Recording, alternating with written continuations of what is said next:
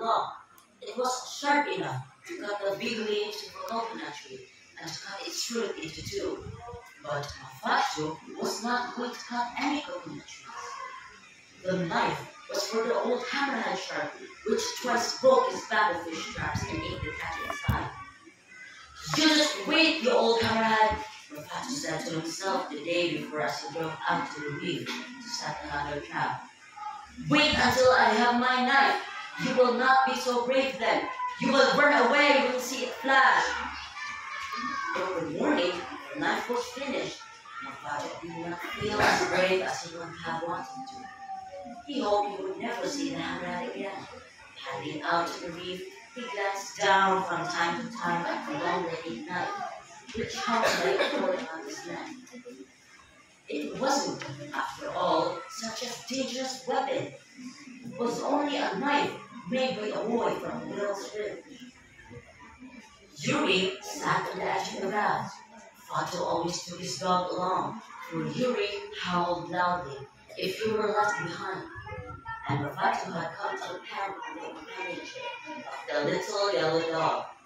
Boy talked with the animal as if he were not a person, consulting with him, playing when there was time for play. They were very close to these two. That morning, as they approached the spot where the fish trap was, Mafatu saw the hammerhead circling slowly in the water. You hammerhead," the boy shouted roughly, trying to sound unafraid. "I have my knife today. See, you are a coward who robs traps. Catch your own fish." Mafatu, the hammerhead, approached the raft without haste. It rolled over slightly, and its jaws seemed to curve in a grin. Yuri ran to the edge of the raft, barking furiously. The hair on the dog's neck stood up stiffly. The shark, paying no attention, moved away. Then, with a whip of its powerful tail, it rushed at the bamboo fish trap and grabbed it in its jaws. The hammerhead shook the trap as a dog might shake a rat. The boy watched, fascinated, unable to move. He saw the muscles work in a fish's neck as the great tail beat the water. The trap broke into bits, while the fish within escaped only to vanish into the shark's mouth. Mafatu was filled with helpless anger. The hours he had spent making that trap, but all he could do was to shout threats at his enemy.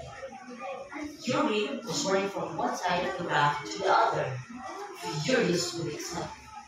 A large wave hit the raft and rocked it dangerously. With a yell, Yuri fell into the water.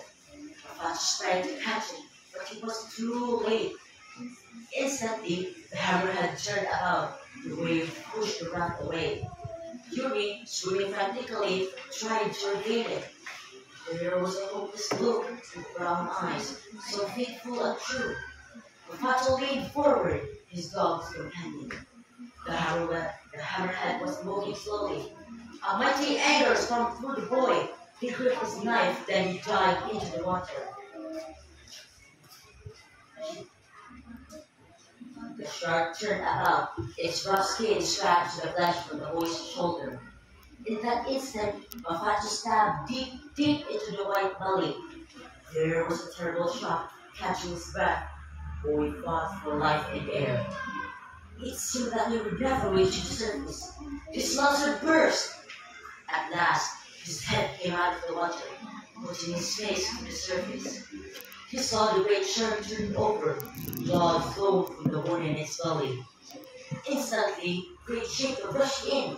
Other sharks turned